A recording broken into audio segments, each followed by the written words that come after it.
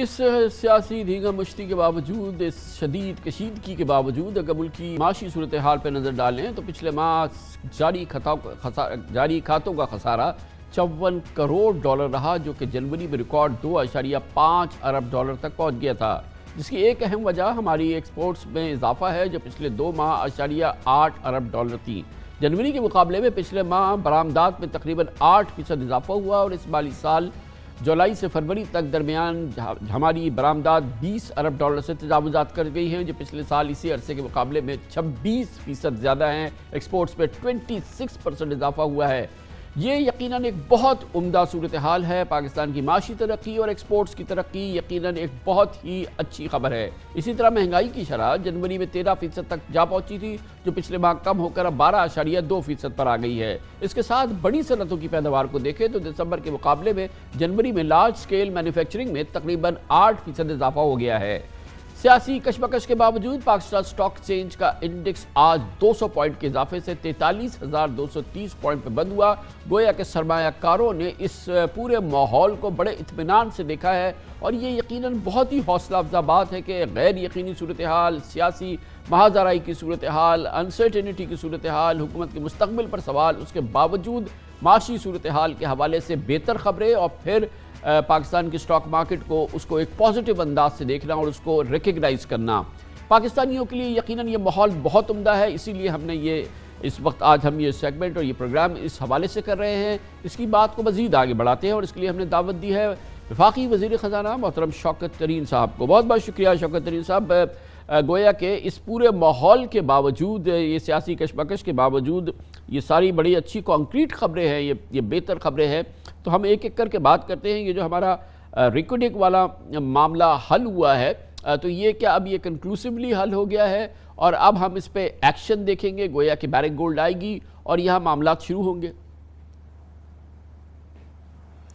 جی بالکل، دیکھیں اس کے بیچ میں آپ کو معلوم ہے ایکسٹ کا ایک ایوارڈ تھا کہ جو 5.9 بلین ڈالرز کا تھا، اس کے بعد انہوں نے 700 ملین ڈالرز جو بلکہ 707 لاکھ ڈالر پر ڈے کا ہمارے جرمانہ ڈالا تھا۔ وہ اگر ملا لیا جائے تو اس وقت کوئی 6.5 بلین ڈالر کا ہمارے اگینسٹ وہ ایوارڈ تھا۔ اور لنڈن ان کی جو ہے کورٹ آف آربیٹریشن، وہ ایک اور کیس لے کے بیٹھی ہے جو کہ بیسیکلی 4.5 بلین کا ہے، وہ بھی ایوارڈ ہمارے اگینسٹ ہونا تھا۔ تو تقریباً 10.5-11 بلین ڈالر جو ہے ہمیں جرمانہ دینا پڑتا۔ وہ سارا کچھ ہم نے ختم کروایا۔ اب ہم نے جو یہ بیرک کے ساتھ جو ان کے پارٹنر سے اینٹوفاگاسٹا، اس کو ہم نے 900 ملین ڈالر سے سیٹل کیا، اور یہ سیٹل ہم حکومت پاکستان ان سے ایک پیسہ بھی نہیں دے رہی۔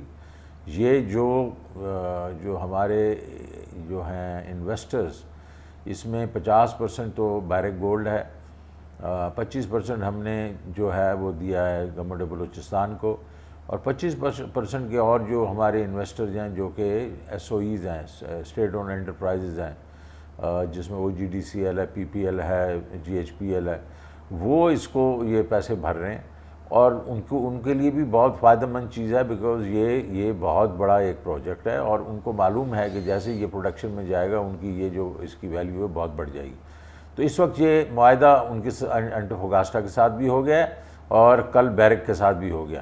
تو یہ ایک بہت بڑا قدم ہے، اور اس میں جس طرح آپ نے فرمایا کہ یہ جو ہمارے لیے 21 بلین ڈالر کا وہ ایک قسم سے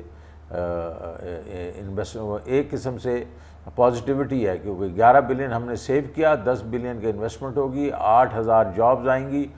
یہ کوئی تقریباً آپ سمجھے کہ لائف جو ہے اس کانٹریکٹ کی لائف تو تقریباً 40 سال ہے، لیکن یہ اس کے دوران میں یہ جو 100 اور کوئی 100 بلین ڈالر سے زیادہ جو ہے یہ ہمیں یہ کما کے دے گا، اور اس کی وجہ سے یہ اکنامک ایکٹیویٹی بہت ہی زیادہ ہو جائے گی بلوچستان کے بیچ میں۔ تو